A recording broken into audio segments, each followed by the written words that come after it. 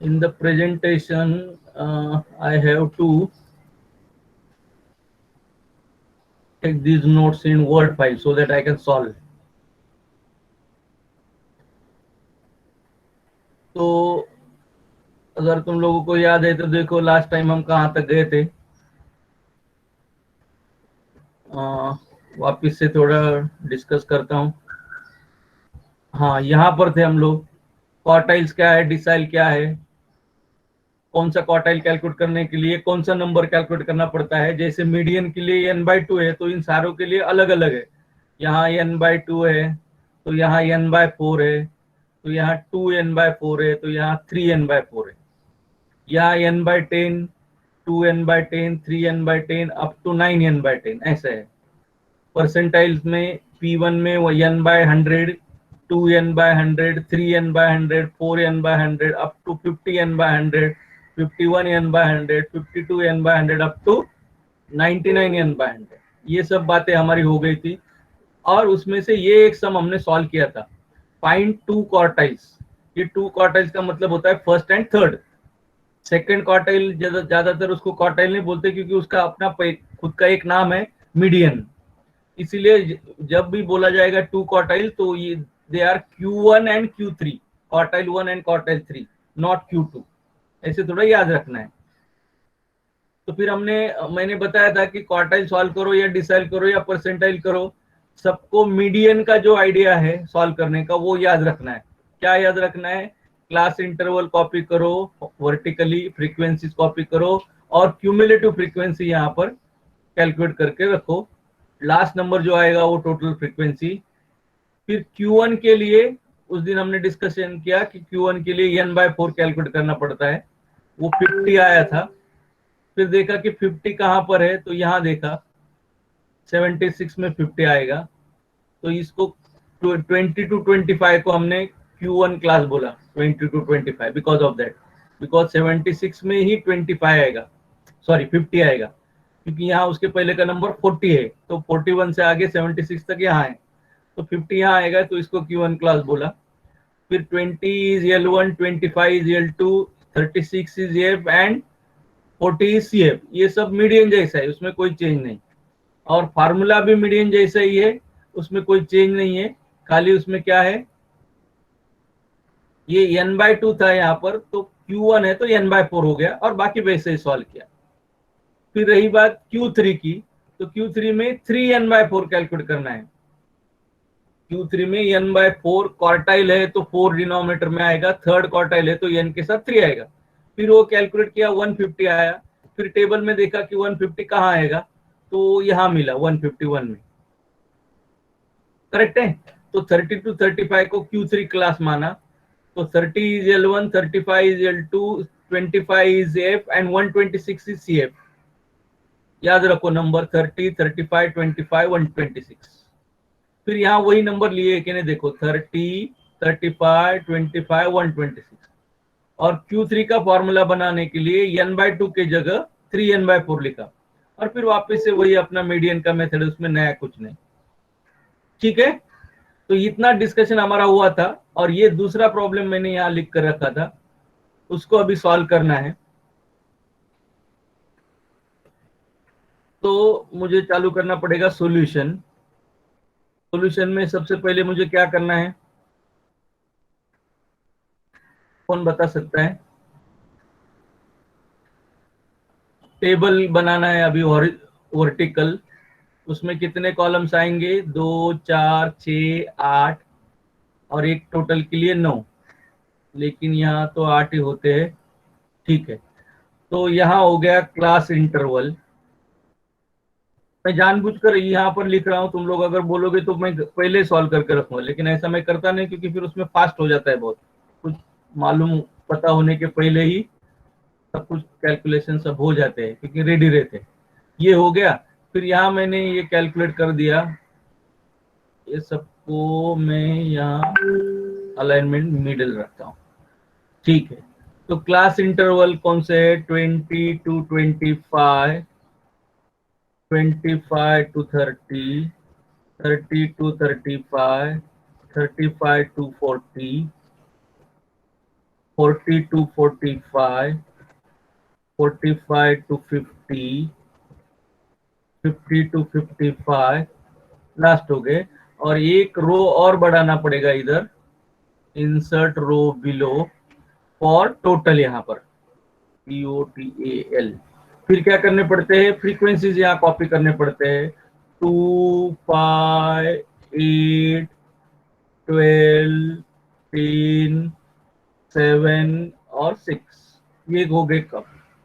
फिर CF कैसे लिखने होता है, 2 को 2 पहले कॉपी करना है कि उसकी टोटल 2 ही होगी, लेकिन यहाँ तक की सर टोटल टोटल होगी। 50।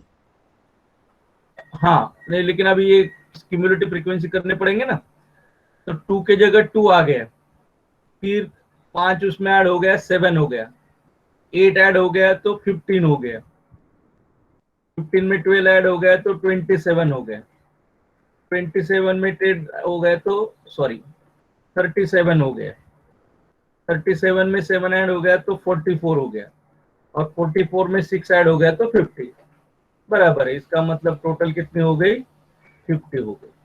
ये हो गया टोटल। और यहाँ पर हमको कुछ नहीं लिखना है, डैश। ये हो गया टेबल कंप्लीट। फिर क्या करना है, फॉर्मूला। अभी हमने देखा ही नहीं कि हमको क्या कैलकुलेट करना है, तो देखते हैं एक बार क्या क्या कैलकुलेट करने को बोला है। Find 9th decile and 76th percentile. 9th decile यानी D9। तो पहले मुझे क्या कैलकुलेट करना है, D9 टू कैलकुलेट, ये सब तुम लोग लिखोगे नहीं तो भी चलेगा, मैं अपना बता रहा हूं, कैलकुलेट D9। तो D9 कैलकुलेट करने के लिए मुझे क्या करना पड़ेगा, पहले देखना पड़ेगा n की वैल्यू क्या है। n की वैल्यू कितनी है अभी बताए, 50। फिर D9 कैलकुलेट करने के लिए कौन सा नंबर कैलकुलेट करना पड़ेगा, ये तो इंपॉर्टेंट है। D9 कैलकुलेट करने के लिए कौन सा number, 9n/10। Very good, 9n/10। नीचे 10 क्यों, तो D है, D यानी डिसाइल, डिसाइल के 10 पार्ट्स, तो नीचे 10। और कौन सा डिसाइल, 9th डिसाइल, तो n के साथ 9 इक्वल्स टू कितना आएगा देखो अभी, 9 इंटू n है 50 डिवाइडेड बाय 10, कितना आंसर आएगा। फॉन्ट थोड़ा बड़ा कर दूं क्या,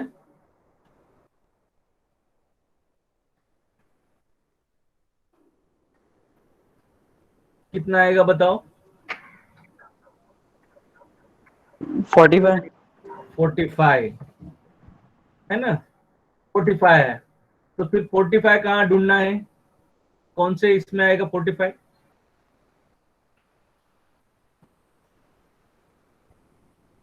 सर सेकंड लास्ट कॉलम में। बराबर एक बार सोचो। नहीं थर्ड लास्ट लास्ट वाले में आएगा, लास्ट लास्ट वाले में आएगा। हाँ, क्योंकि यार 44 है तो 45 आगे चला गया ना, तो ये सर लास्ट वाला हो गया D9 क्लास। तो मेरा अगला स्टेटमेंट क्या है, 50 to 55 is D9 class, correct. अभी D9 क्लास ये है, तो L1 L2 क्या है वो मुझे देखना पड़ेगा। अभी ये सब टाइप करने में तुम लोगों को मालूम है उसका सफिक्स वगैरह सब गड़बड़ होती है, तो यहाँ से कॉपी मारता हूं मैं। ओके, तो अभी बताओ L1 कितना हो गया, फिर सारे याद रख लो। L1 कितना हो गया, 50। L2 55 F 6। CF 44। CF very good. तो इसको मुझे ये बोर्ड हटाना पड़ेगा, नहीं तो गड़बड़ हो जाएगा। ये 44।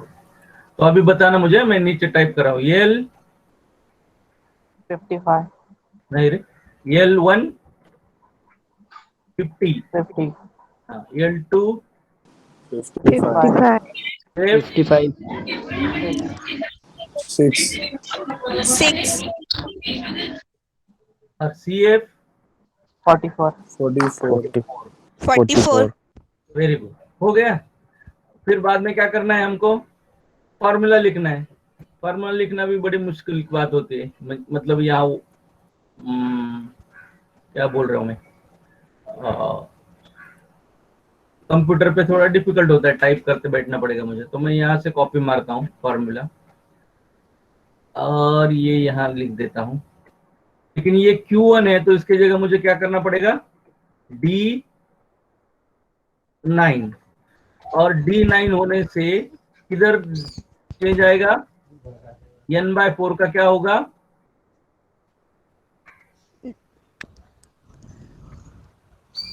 9 N/10। कोई बोल नहीं रहा है, मतलब यहाँ पर थोड़ा कंफ्यूजन है।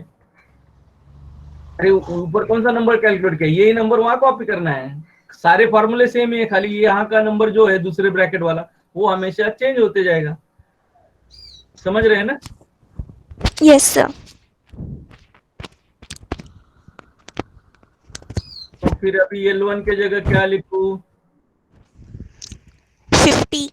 50, L2 55. 55, again L1 50, 50. और ये 3N/4 का N 9N/10 हुआ, उसका वैल्यू 45, 45. CF का वैल्यू 44. 44 अपॉन F का वैल्यू 6. 6। फिर सॉल्व करना है आगे, इसको ही कॉपी कर लेता हूँ तो थोड़ा आसान हो जाएगा। ये यहाँ लिखा, फिर इक्वल्स टू 55 प्लस माइनस 55 हो गया, 44 50 45 माइनस 44 1 हो गया, सो 5/6 हो गया ये सीधा। 5/6 कैलकुलेट करो।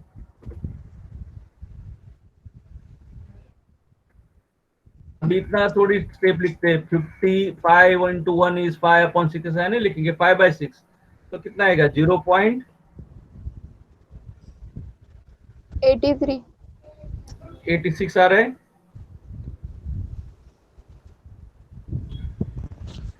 83 आ रहा है, बड़े करेक्ट। 83. हाँ 83, 3 के आगे 3 कंटिन्यू होगा तो वो छोड़ देना पड़ेगा। तो आंसर आया 50.83। बस हो गया, ये हो गया मेरा सॉल्यूशन D9 के लिए।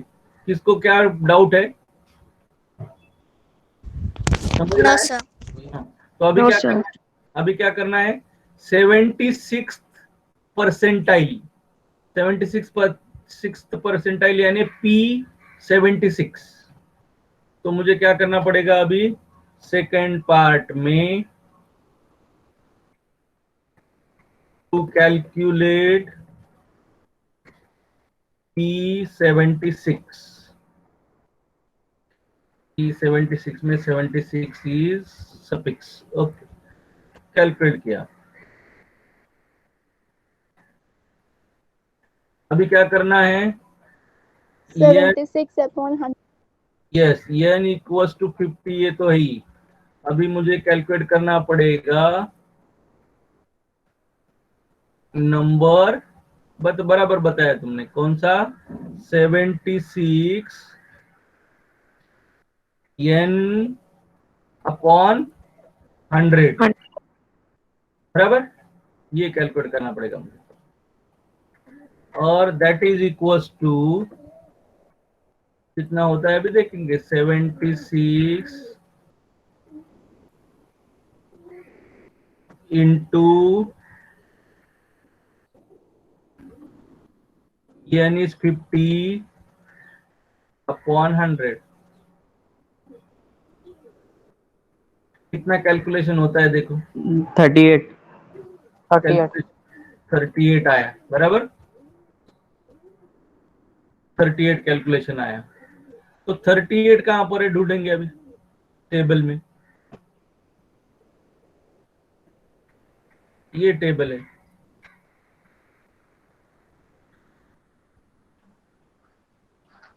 40 to 45. 45 to 50. हाँ 45 to 50. हाँ 40 to 45 तो 37 है ना, हमको 38 हाँ चाहिए। हाँ हाँ तो 38. ये हो गया P76 क्लास, तो ये हो गई उसकी फ्रीक्वेंसी, और ये उसके पहले 37 जो है वो उसका हो गया क्यूमुलेटिव फ्रीक्वेंसी। अभी थोड़ा कंफ्यूजन अगर बढ़ रहा है तो ये पहले वाले को मैं बोल्ड हटा देता हूँ।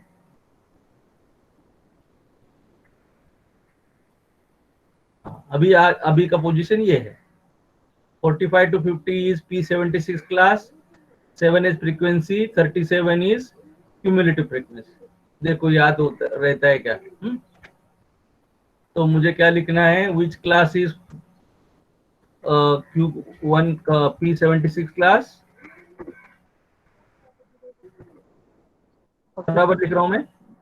40 to 45 is P7 क्लास। फिर L1 कौन सा? 45. L1 is Sir, 45 to 50. 45 to 50. हाँ, तो ये ध्यान है तुम लोगों का, 45 to 50 लिखना था ना, तो गलत लिख दिया। ऐसा ध्यान तुम लोग रखो मैं क्या कर रहा हूँ, 45 to 50। हाँ, और तो फिर ये कौन हो गया, 45 हो गया, ये हो गया 50। ये कितना बोले थे? 7. 7। CF 37. 37। ये हो गया, फिर डेटा कलेक्ट हो गया। फिर यहाँ से इसको कॉपी करता हूँ, फिर यहाँ उसमें चेंजेस कर देता हूँ। कौन कैलकुलेट करना है मुझे अभी, D का जगह P, 9 के जगह 76, 76. तो यहाँ 9n/10 के जगह 76n/, 10. नहीं 100। 100. 100, हाँ, क्योंकि अभी P की बात हो रही है ना। तो फिर वापिस L1 के जगह मुझे लिखना है 45, L2 के जगह लिखना है 50. फिर ये L1 45 and 9n/10 is 38 and CF is 37. 37, CF is 37 and EF is 7. 7। फिर कैलकुलेट करके इस C को कॉपी करने से मेरा काम बचता है, इसलिए कॉपी कर रहा हूँ। फिर आगे मुझे लिखना है 45 का 45, लेकिन ये 5 हो गया और ये 1 हो गया। ओके, तो ये 5/7 हो गया।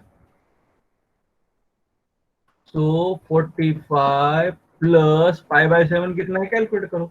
0.71. 71 ना? हाँ. ओके, सो 0.71, तो आंसर कितना आया, 45.71। है कुछ मुश्किल? ये हो गया सॉल्यूशन कंप्लीट। ये 5 मार्क का सम है।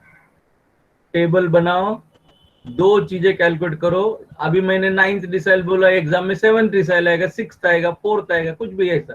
यहाँ मैंने बोला 76 परसेंटाइल, तो यहाँ 37 परसेंटाइल, 48 परसेंटाइल, 56 परसेंटाइल, कुछ भी हो सकता है। उसके हिसाब से ये प्रैक्टिस करनी, ठीक है। तो ये 2 सम हमने किए, ये तीसरा मैं तुम लोगों के लिए छोड़ दूं। Yes, sir. Yes, sir.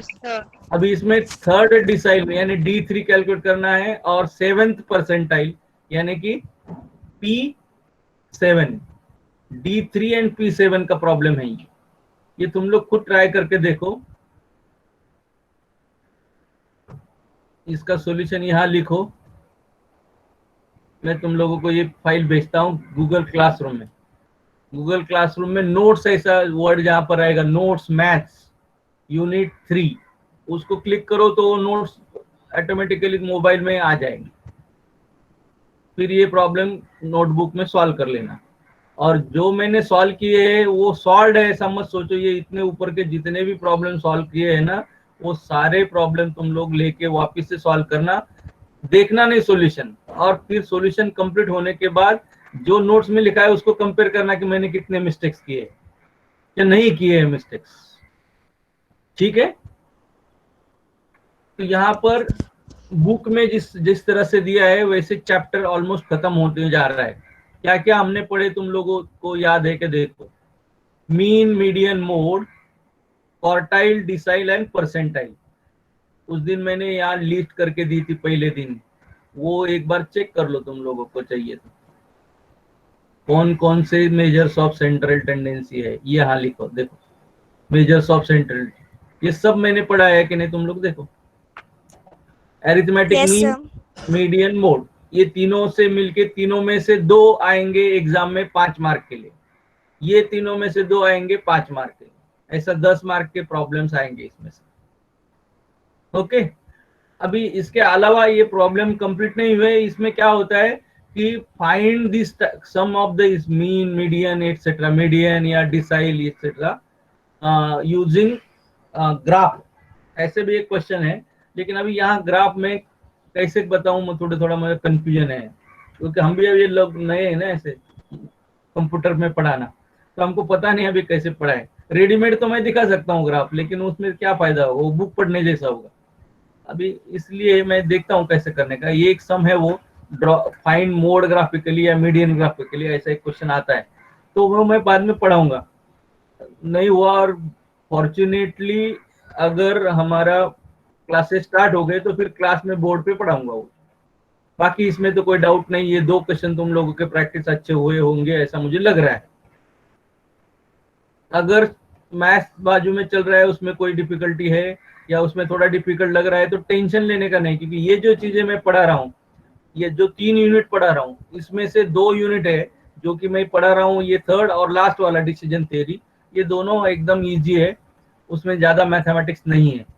तो ये सब चीजें हम लोग वहाँ बाद में करेंगे, तो इतना टेंशन लेने की जरूरत नहीं। देखो अभी इतना पढ़ा है, अगर तुम लोगों को कॉन्फिडेंस आ रहा है तो ये 10 मार्क का काम तुम लोगों का हो चुका है। इसके अलावा क्या होता है कि ये जो बातें हम लोग करते हैं मीन, मीडियन, मोड, तो उसकी थोड़ी थियरी होती है, merits of median and merits of mode, demerits of mode. तो ये क्वेश्चन मैं एक बार टाइप करके तुम लोगों को नोट्स में नीचे दे दूंगा क्या क्या लिखना है। जब नोट्स खत्म होंगे ये यूनिट के, तो नीचे में वो थियरी क्वेश्चन भी लिख दूंगा, वो भी नोट्स में आ जाएंगे। तुम लोगों को कहीं कुछ ढूंढना नहीं, बुक में जाना नहीं, कुछ नहीं। प्रैक्टिस के लिए प्रॉब्लम डाल रहा है, वो प्रैक्टिस के लिए प्रॉब्लम और जो सॉल्व किए है वो भी तुम लोग सॉल्व करो। अभी इसमें ये चैप्टर में 2 चीजें बचे हैं, उनका नाम है combined mean and weighted mean. Combined mean का मतलब होता है 2 ग्रुप्स का मीन एक साथ करने के बाद कितना होगा, मतलब एक जो पॉपुलेशन है, ऑब्जर्वेशन है, जो डेटा है उसके 2 पार्ट में डिवाइड किए, और एक पार्ट का एरिथमेटिक मीन कुछ दिया है, दूसरे पार्ट का कुछ एरिथमेटिक मीन दिया है, तो ये सबका जितने भी ऑब्जर्वेशंस है उन सबका मीन कितना आएगा उसको बोलते हैं कंबाइंड मीन। एग्जांपल समझने के लिए, एक क्लास में अकाउंट्स का टेस्ट लिया और गर्ल्स जितनी है उनके मार्क्स का एवरेज कितना है वो दिया, और बॉयज कितने हैं उनका मार्क्स का एवरेज दिए, और बोला कि पूरे क्लास का एवरेज क्या आएगा वो कैलकुलेट करो। तो गर्ल्स के मार्क्स का average is the individual mean of that group, boys के मार्क्स का average is the individual mean of the group of boys, लेकिन क्लास का average is a combined mean, ऐसा होता है। इसको थोड़ा मैंने मैथमेटिकली समझाने की कोशिश की, समझ गया तो अच्छी बात है, नहीं समझा तो डरने का नहीं इसको, ये कुछ हमारे कैलकुलेशन में आता ही नहीं, ये खाली समझाने के लिए। इफ देयर आर के ग्रुप्स, मतलब पूरा पॉपुलेशन का पूरा डेटा के पार्ट्स हमने किए, और पहले पार्ट में n1 ऑब्जर्वेशन है, दूसरे में n2 है, और तीसरे में लास्ट में n के ऑब्जर्वेशन, और सबका एरिथमेटिक मीन इंडिविजुअली पहले का ग्रुप का x1 बार है, दूसरे का x2 बार है, तीसरे का x3 बार है, ऐसे करते करते लास्ट का x के बार है। तो ये सारे के ग्रुप का कंबाइंड मीन इस तरह से कैलकुलेट करते हैं। ये देख के डरने का नहीं, इसमें सिंपल है कि जो ग्रुप है उसके कितने ऑब्जर्वेशन मल्टीप्लाइड बाय उसका क्या average, n1 x1 bar, plus दूसरे के कितने ऑब्जर्वेशन मल्टीप्लाइड बाय उसका क्या एवरेज है, n2 x2 बार, ऐसे करते जाना है, जितने भी ग्रुप है उतने।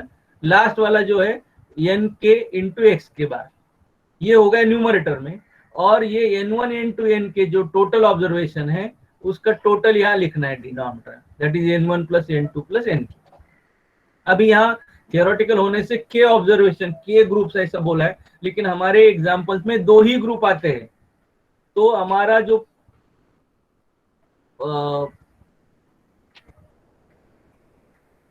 फार्मूला है वो फार्मूला यहीं पे खत्म हो जाएगा कि इतना, और यहाँ पर ये इतना ही फार्मूला रहेगा अपना। 2 ग्रुप अगर है तो इतना ही फार्मूला, 3 है तो इसके आगे प्लस n3 x3 बार, और डिनोमिनेटर में n1 plus n2 plus n3, ऐसा वो एक्सटेंड होते जाएगा। अभी तुम लोग सोचोगे कि सर ने इतना मेहनत करके टाइप किया और सब निकाल दिया, ऐसा मैं करूंगा नहीं, वापस से लेके आऊंगा मैं पूरा। ठीक है, तो ये है कंबाइंड मीन का फार्मूला। और दूसरा है वेटेड मीन। वेटेड मीन का मतलब क्या है कि एक ग्रुप में डेटा में के ऑब्जर्वेशन है। अभी ये मीन नहीं है, थोड़ा कंफ्यूज मत होना, ये ऑब्जर्वेशन है। जैसे कि हमने 10 लोगों के मार्क्स दे दिए, 2, 10, 8, 7, 6 आउट ऑफ 10, तो ये 10 लोगों के ऑब्जर्वेशन मतलब x1, x2, xk, and weight assign w1, w2, wk। अब ये क्या है w1, w2? तो होता क्या है कि कभी कभी सिंपल एवरेज हम लोग कैसे निकालते हैं, सारे नंबर जो है x1, x2, xk ऐड करते हैं, और वो k नंबर है तो k से डिवाइड करते हैं। ये तो तुम लोगों को याद होगा अनग्रुप डेटा का मीन कैसे निकाला। जितने नंबर्स है ऑब्जर्वेशन उनको ऐड करो, डिवाइडेड बाय वो कितने हैं, वो अरिथमेटिक मीन है। लेकिन ऐसा करने से हम लोग कभी कभी इनजस्टिस करते हैं। वो कैसे इनजस्टिस करते हैं कि देखो हम लोग एवरेज मार्क्स निकालते हैं परसेंटेज बच्चों का, लेकिन कभी कभी बच्चों को लगता है कि देखो मैंने मैथ्स में 90 मार्क्स लेके आया हूँ, और ये दूसरा बच्चा है वो खाली ईवीएस में 90 मार्क्स लेके आया, तो मेरा मार्क्स तो ज्यादा इंपॉर्टेंट है। मैथ्स में इतना आसान है क्या 90 मार्क्स लेके आना, ईवीएस में तो कोई भी लाएगा। या फिर उल्टा भी हो सकता है, कोई क्या सोचेगा मैथ्स में तो क्या है, अगर मैथ्स आता है तो 90 मार्क्स मिलना मुश्किल नहीं, क्योंकि बराबर है तो बराबर है, मार्क्स तो मिलने वाले हैं। लेकिन ईवीएस की मैडम कितना भी अच्छा लिखो 5 में से 4 मार्क्स देती है ज्यादा से ज्यादा, या 3 देती है। तो ये उनके मन में रहता है, और वो सोचते हैं कि इंपॉर्टेंस किस चीज को ज्यादा है और किसको कम है, ऐसे मन में उनके आता है। तो यहाँ फिर ये वेट्स डाल दिए। वेट्स का मतलब है वेटेज, वेटेज जिसको कम है किसको ज्यादा है। और यही कंसेप्ट है जिससे तुम लोग अभी पढ़ रहे हो, इसमें तुम्हारे मार्क्स नहीं आते, सीजीपीए आता है। अभी से इसके बाद तुम लोगों की मार्कशीट नहीं आएगी, तुम लोग पढ़ोगे तो ग्रेड शीट आएगी। Marks will be converted into grades. तो वो जो ग्रेड्स है वो ग्रेड्स में क्रेडिट्स दिए हैं, मैथ्स के कितने क्रेडिट्स, ईवीएस के कितने क्रेडिट्स, बीसी के कितने क्रेडिट्स, ऐसा फिक्स किया है। दैट क्रेडिट्स मींस वेट, और वेटेड एवरेज निकाल के सीजीपीए बनाते हैं, ऐसा वो कंसेप्ट है। तो ये सब हो गई थियोरेटिकल बात, लेकिन मैथमेटिकली वेटेड एवरेज कैसे निकालना है उसको लिखते हैं x बार w। वेटेड है इसलिए w उसको सफिक्स लगाते हैं, बाकी वही इसी के जैसा है। तो ऊपर जो मैं बोल रहा हूँ वही यहाँ पर है, देखो करीब करीब, खाली वहां n1 है तो यहाँ w1 है, देखेंगे तो मतलब ये कंबाइंड ही मीन है। Weighted mean is a combined mean, और उल्टा बोल सकते हैं combined mean is a weighted mean actually. तो कैसे करना है, हर एक नंबर को उसके वेट से मल्टीप्लाई करना है, हर एक नंबर को उसके वेट से मल्टीप्लाई करना है। x1 को w1 से, x2 को w2 से, x3 को w3 से, एंड जितने भी रहेंगे उतने। अभी फिर से वही वापस मैं अभी टाइम पास नहीं करता हूँ, इसको कट कर दूंगा यहाँ से, तो हमारा डिस्कशन ज्यादा से ज्यादा 2 या 3 ग्रुप करेगा, तो ये यहाँ पर ही खत्म हो जाएगा। ये आगे डैश डैश डैश लिखने की जरूरत नहीं, ये जनरल हो गया, लेकिन हमारे पास 2 या 3 ही ग्रुप रहेंगे तो उतना ही रहेगा। तो सिंपल है, x1 को w1 से, x2 को w2 से, एंड जितने भी रहेंगे उससे मल्टीप्लाई करो न्यूमरेटर में, और डिनोमिनेटर में नीचे ये w1 w2 जो टोटल है उसका वेट का टोटल कर दो नीचे। तो ये दोनों करीब करीब सेम है। अगर अभी ये जो मैं बोल रहा हूँ ये समझा है कि नहीं वो चेक करना है, तो यहाँ कुछ प्रॉब्लम लिखे हैं, बहुत लिखे हैं, 5-6। ये प्रॉब्लम अगर हम लोग अभी सॉल्व करेंगे, जितना हो सकता है मैं करूंगा 9-6 तक, बाकी के तुम लोग कर लेना। तो यहाँ पर ये क्या है अभी देखते हैं, चालू करते हैं सॉल्यूशन। सॉल्यूशन के पहले हम लोग प्रॉब्लम ठीक से पढ़ेंगे। The average marks of a group of 100 students in accountancy are 60 and another 50 students average marks are 90. Find the average marks of combined group of 150 student। मतलब दो ग्रुप है, एक ग्रुप में 100 स्टूडेंट है, दूसरे में 50 स्टूडेंट्स है। 100 का एवरेज 60 है और अगले 50 का एवरेज 90 है। तो ये दोनों मिला के 150 हो जाएंगे। ये 150 का कंबाइंड मीन एवरेज क्या होगा, कंबाइंड ग्रुप का एवरेज मतलब कंबाइंड मीन क्या होगा वो कैलकुलेट करना है। तो ऊपर के फार्मूला में क्या क्या नोटेशन है देखो। पहले n1 n2 n3 n4, तो हमारा n1 और n2 ही रहेगा खाली। क्यों? क्योंकि हमारे पास दो ही ग्रुप है। और x1 बार x2 बार क्या है, तो x1 bar x2 bar are averages, बराबर। तो मैं यहां से कॉपी कर लेता हूं ताकि मुझे नोटेशन लिखने की जरूरत ना पड़े। तो अभी बताना यहाँ n1 कितना है। n1 यानी पहले ग्रुप में कितने ऑब्जर्वेशन है, तो है 100। कितने हैं? 100 ऑब्जर्वेशन। तो n1 हो गया 100। सब लोग शांत हो गए, इसका मतलब बहुत डिफिकल्ट लग रहा है क्या? Average marks of group of 100 student, मतलब पहले ग्रुप में 100 स्टूडेंट्स है, तो पहले नंबर कितना है, पहला नंबर 100, तो n1 100। दूसरे ग्रुप में कितने स्टूडेंट्स है, 50 है, तो n2 इज 50। उसी तरह से यहां से मैं x1 बार x2 बार ले लूंगा।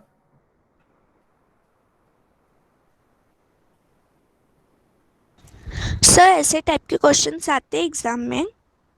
कौन से? ये टाइप के ना, हाँ। चांसेस कम है, लेकिन मैं जो आगे पढ़ाऊंगा ना, थोड़ा मेरा दूसरा चैप्टर जो है ना, उसके लिए थोड़ा मुझे काम लगेगा, छोड़ नहीं अच्छा। सकता। क्वेश्चंस तो मैंने फिक्स ऊपर बता दिए, दो टाइप के हैं, बराबर है कि नहीं। लेकिन होता क्या है कि ये कंबाइंड मीन अगर आप आगे थोड़ा स्टैंडर्ड डिविएशन में लगता है तो उसमें समझना है। कुछ नहीं समझ रहा है तो आवाज दो उधर से, मैं फिर से समझाता हूँ, डरने का नहीं। Okay sir. मैं क्या बता रहा हूँ कि एक ग्रुप का एवरेज मार्क 60 और दूसरे ग्रुप का एवरेज मार्क 90, इतना तो इंग्लिश हमको समझता है। The average marks of group of 100 student are 60। एक का ग्रुप का 60 है, ग्रुप में 100 स्टूडेंट है। अनदर ग्रुप ऑफ 50 स्टूडेंट 50 है, एवरेज 90 है। तो इसका मतलब इनको हम नोटेशन देते हैं, पहला ग्रुप का नंबर n1, दूसरे ग्रुप का नंबर n2। तो n1 n2 हो गया 150। पहले का एवरेज x1 बार इज 60, दो सम करेंगे तो समझ जाएगी, इतना कुछ डरने की बात नहीं है। इक्वल्स टू दूसरे का एवरेज 90, और हमको क्या कैलकुलेट करने को बोला, x बार। x बार यानी कंबाइंड मीन। तो कंबाइंड मीन का ये फॉर्मूला है, यहाँ पर ये फॉर्मूला कॉपी करता हूं मैं यहाँ पर। हो गया। लेकिन मैंने बोला था कि अभी दो ही ग्रुप रहेंगे तो ये सब कुछ नहीं रहेगा, इतना ही बचेगा। n1 x1 bar plus n2 x2 bar divided by n1 plus n2, इतना ही फॉर्मूला बचेगा बस। इक्वल्स टू क्या करना पड़ेगा अभी, n1 x1 bar plus n2 x2 बार में यहाँ पर तुम लोग अभी एक्चुअली लिखो क्या लिखना है। n1 कितना है, 100, दिख रहा है ना ऊपर। Yes sir. हाँ, इंटू x1 बार कितना है, 60 60 plus into 50 50 into x2 bar 90 divided by n1 plus n2। n1 कितना है, 100 प्लस n2 कितना है, 50। बस ये कैलकुलेशन करो, हो गया mean. So x1 bar equals to ये कितना हो गया ऊपर, 600, सॉरी 6000, बराबर, प्लस बाय 50 इंटू 90 हो गया 4500, डिवाइडेड बाय 100 प्लस 50 हो गया 150। इक्वल्स टू, फिर से वापस इसको कट कर देता हूं मैं। टोटल कितने हो गए इन ऊपर? 6000 प्लस 4500, 9500 डिवाइडेड बाय 150। 10,500। गलत लिखा मैंने, हाँ 9 कैसे होगा? 10,500, वेरी गुड, डिवाइडेड बाय 150। अभी इतना कैलकुलेशन करो। सो x बार इक्वल्स टू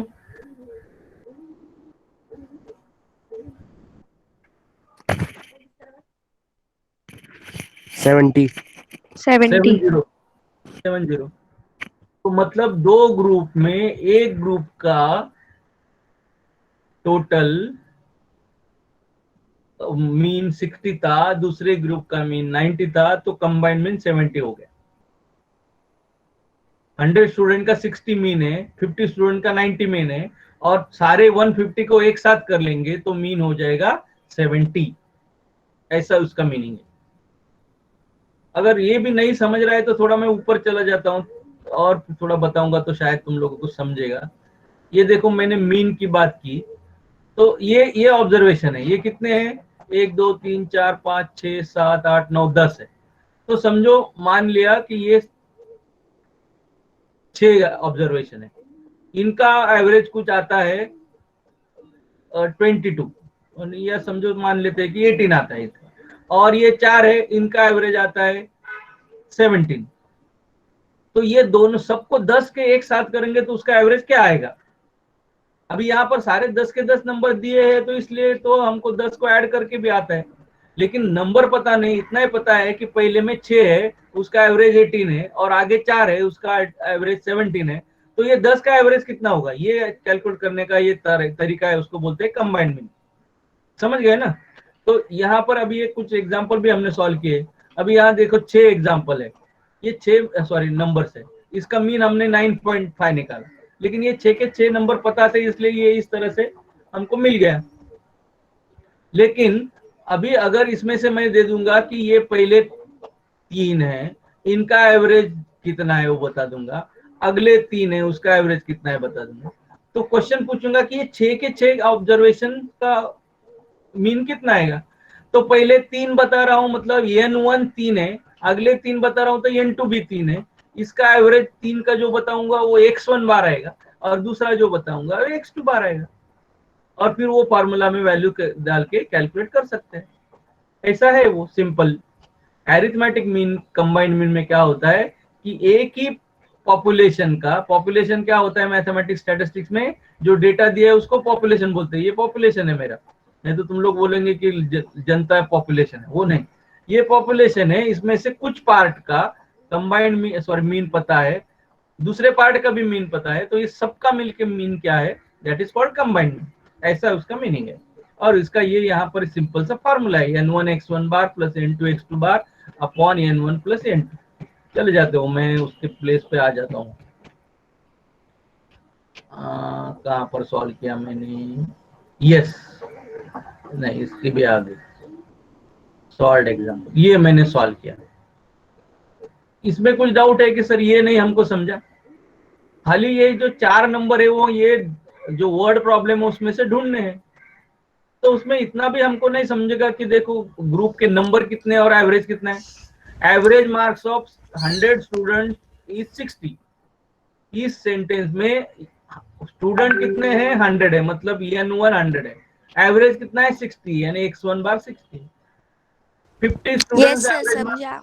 समझ रहे हैं ना? 50 स्टूडेंट्स का एवरेज मार्क्स 90, तो x1 n2 50 है और x2 बार 90 है। बस अगर ये समझा है तो आगे चले जाएंगे हम लोग, दूसरा प्रॉब्लम सॉल्व करेंगे। इसमें क्या है अभी देखो, पढ़ो।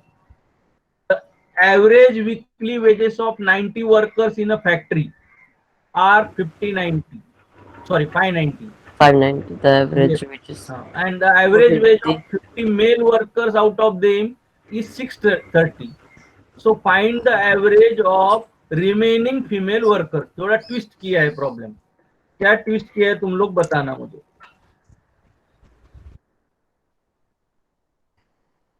एक्चुअली हमको क्या चाहिए, 4 फिगर चाहिए और 5वीं फिगर है x बार, ऐसा हम लोग मानते हैं। सॉरी भागता क्यों है। अरे यार, हाँ ये 4 फिगर हमको चाहिए, ये मैं यहाँ कॉपी कर लेता हूँ।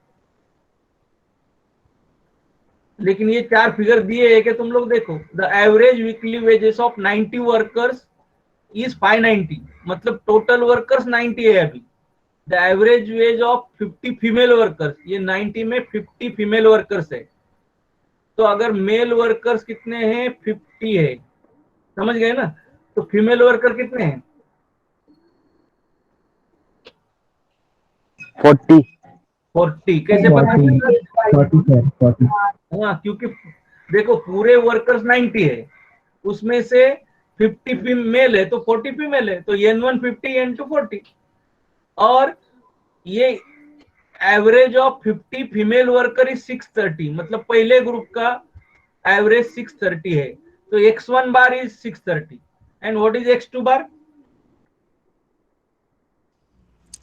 590।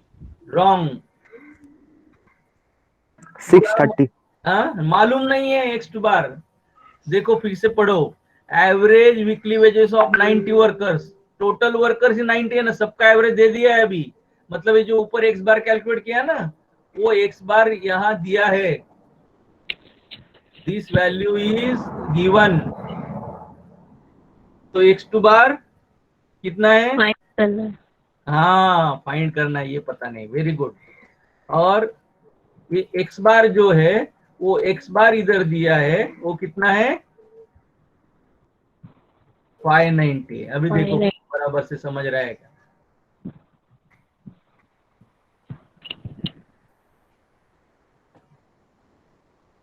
अभी ये पूरा समझता है कि देखो, N1 मतलब मेल वर्कर्स 50, टोटल वर्कर्स 90 है, तो N2 फीमेल वर्कर 40 हो गए। पहले का 50 का एवरेज 630 है, फीमेल वर्कर का एवरेज कैलकुलेट करने बोला है, इसका मतलब x2 बार पता नहीं है, और x बार यानी सबका एवरेज 590 है। समझ गए अभी। अभी फिर से मैं फार्मूला लिखूंगा इधर से, ये अभी ये छोटा हो गया मेरा फार्मूला, जनरल में मैंने बहुत बड़ा लिखा था, लेकिन 2 ग्रुप होते थे, इतना ही फार्मूला है। तो अभी जो जो वैल्यूज यहाँ पर तुम लोगों को मत पता है वो वैल्यू चेंज करो। ऊपर x बार है तो x बार कितना हो गया, 590। N1 कितना हो गया, 50।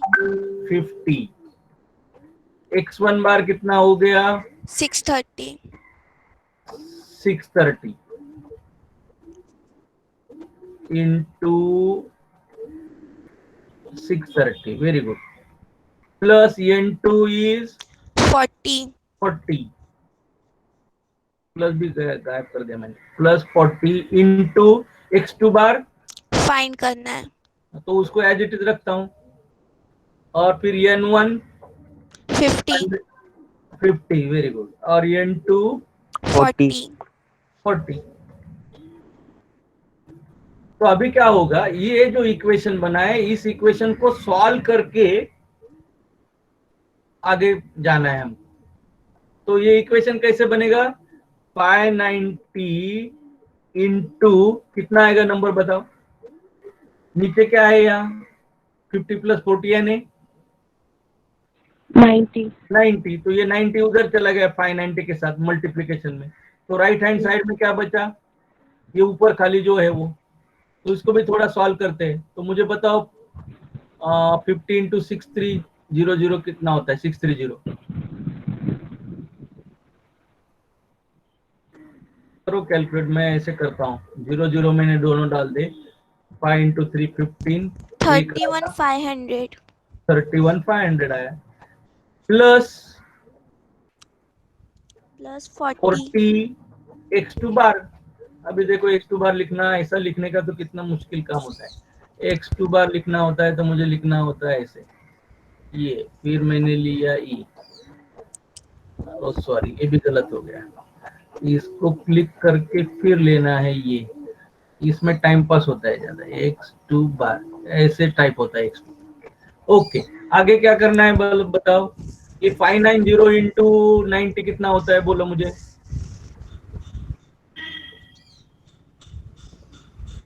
53,100 53,100 और ये यहाँ का 31,000 सॉरी, और यहाँ का 31,500 इस साइड चला जाएगा। 31,500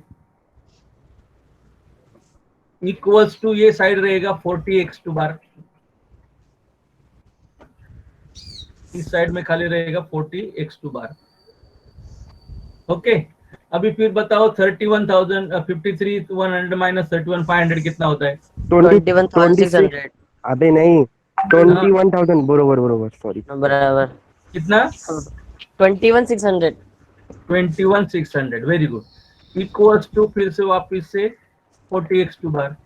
फिर मैं x2 बार कैसे लिखूं अभी? तो x2 bar equals to x2 bar equals to, अभी डिवाइड करना पड़ेगा ना, ये साइड में 21600 है,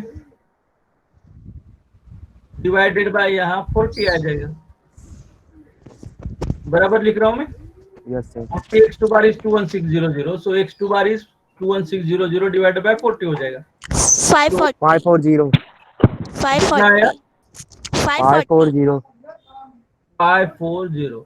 तो क्या कैलकुलेट किया तुम लोगों ने, पता है? x2 बार कैलकुलेट किया, मतलब क्या किया?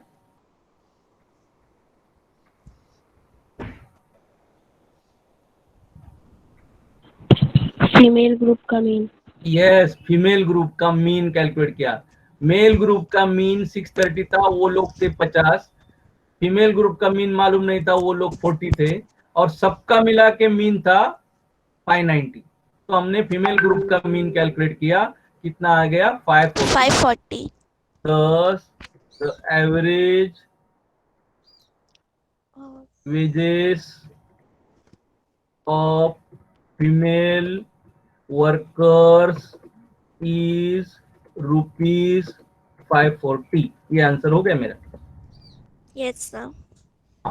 तो मेरा लेक्चर भी खत्म करना चाहिए, क्योंकि तुम लोगों को थोड़ा टाइम बीच में जाके दूसरा लेक्चर भी करना है ना।